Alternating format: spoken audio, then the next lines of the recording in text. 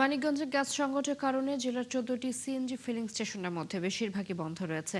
এতে গ্যাস নিতে যানবাহন চালকদের ঘন্টার পর ঘন্টা অপেক্ষা করতে হচ্ছে। এ বিষয়ে বিস্তারিত জানাতে যুক্ত হচ্ছেন সহকর্মী মনিরুল ইসলাম মিহির। মিহির, ফিলিং স্টেশন সংশ্লিষ্টরা কি বলছেন এবং আজকের কি চিত্র দেখছেন মানিকগঞ্জে?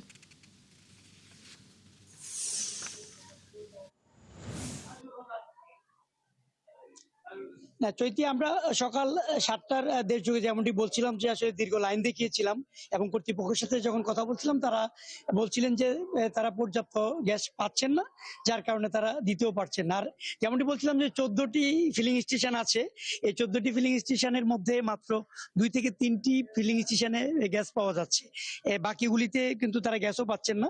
যার কারণে জেলার যতগুলি গাড়ি আছে প্রত্যেকটা জায়গাতেই কিন্তু এই দুটি ফিলিং স্টেশনে একটা যানবাহনের একটা চাপ পড়েছে, অর্থাৎ দীর্ঘ একটা লাইন, ভোগান্তি। অনেকে বলছেন যে তারা রাত ৩টার সময়, কেউ ৪টার সময় এসেছেন, সকাল পর্যন্ত তারা গ্যাস পাননি। এখানে কর্তৃপক্ষ বলছেন যে তাদের প্রেশার না থাকার কারণে তারা চাহিদা অনুযায়ী গ্যাস দিতে পারছেন না, আর যানবাহনের চাপ অনেক বেশি থাকার কারণে তারা একটা দুর্ভোগের মধ্যে পড়ে গেছেন। তো এখানে যারা গ্যাস দিতে আসছেন, আমরা তাদের সাথে কথা বলছিলাম, তারা আমাদেরকে বলছিলেন যে তার ঘন্টার পর ঘন্টা অপেক্ষা করে যে একটা দুর্ভোগের মধ্যে আছেন, সেই ক্ষেত্রে তাদের আসলে অসহনীয় একটা দুর্ভোগ। আমরা একটু কথা বলে জেনে নিই, আচ্ছা যে কখন আসছেন, কি অবস্থা? আমরা আসছি রাত ৩টার সময় এসে আমরা এখনো গ্যাস পাইনি। এখনো আমাদের গাড়ি, এখনো মেলা গাড়ি পিছনে আছে, ঠিক আছে। আমাদের এখানে প্রচুর গ্যাসের সংকট চলতেছে। আমরা এভাবে জীবন চলতে পারতেছে না, ঠিক আছে। আচ্ছা, আরেকজনের সাথে কথা বলি, আপনি কখন আসছেন? আমি আসছি আজানের পরে। কি অবস্থা? অবস্থা তো ভয়াবহ।